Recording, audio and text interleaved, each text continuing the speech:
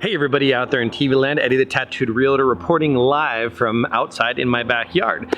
So before we begin into the meat and potatoes of this particular video, and thanks so much for tuning in, be sure to give that subscribe button a click. If you're watching this on Facebook, be sure to like as well and share if possible, because we love sharing and we really appreciate it. Of course, if you have any questions or comments, feel free to leave them in the comment section below, or you can reach out to me. All my contact information is in the description below. So let's jump straight into this video. So this video is about, if you see a need, fill a need.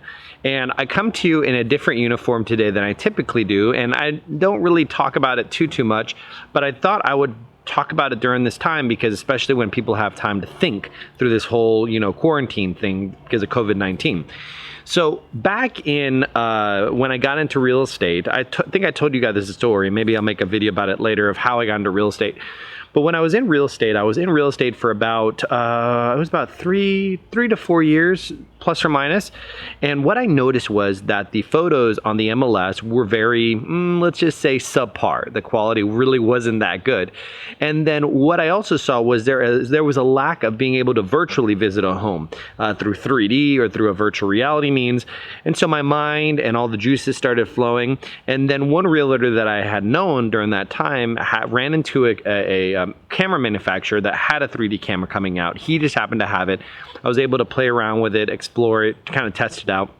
And I realized this could fill a huge need in the real estate industry, because let's be honest, real estate hasn't really evolved since, last 50, 60, 70, 80 years. It really hasn't evolved too much. Yeah, we've gone to e-signing and we've gone to, digital paperwork, things of that nature. But in reality, the meat and potatoes, you get a listing, you take the photos, you put on the MLS, and you sell the home. It's really the same. So I wanted to be able to fill that need of photography that was of a higher caliber, and then also the 3D. So back in 2015, my friend and I, Quentin and I, started a company called Couture, ACCUTOUR. And Couture, meaning accurate tour. And what we wanted to do was present a quality product to our customer, be it the realtor, and we were realtors at the time, and I am still a realtor full-time, so we wanted to fill that need and provide quality service. So at first, Quentin and I were on the road all the time by ourselves. We would switch off, like he would be on the road doing the projects, and I would be on the phones, as well as my own showings and all that other kind of stuff. And then what happened was we began to evolve. So as our customers wanted more from us, we would make it to that next step. And so we started with photography and 3D virtual tours. We started with those two components, and we learned what kind of camera to use, how to change the editing, all that kind of stuff. Then what happened was, after 3D was introduced, we started getting questions about, can you guys do video production? So what did we do? We invested in Ronin Steadicams, we invested in a team, we started training the team up so that we could remove ourselves from the equation as much as possible and allow ourselves to focus on what we're good at. So when you're trying to fill a need, you need to understand where your strengths and weaknesses are, and you should partner with people who amplify your weaknesses, because you are weak in them and you have to understand that you're weak in them. And then what happened was, we began to develop the team. We began to bring on different administrators. We began to create a system, if you will, of a master spreadsheet and how we kind of orchestrated it. Then we integrated a portal system, which allowed us to take online payments, bookings, projects, and creating landing pages. And then what we did was, as we began to get this influx of business, we realized, oh man, we're going to be editing like a crazy person to provide our customer base with what they needed. So what we then did was, we found virtual assistants, VAs, and different virtual editors in other countries, other states, to begin to learn our editing style so that we could then evolve to that next step.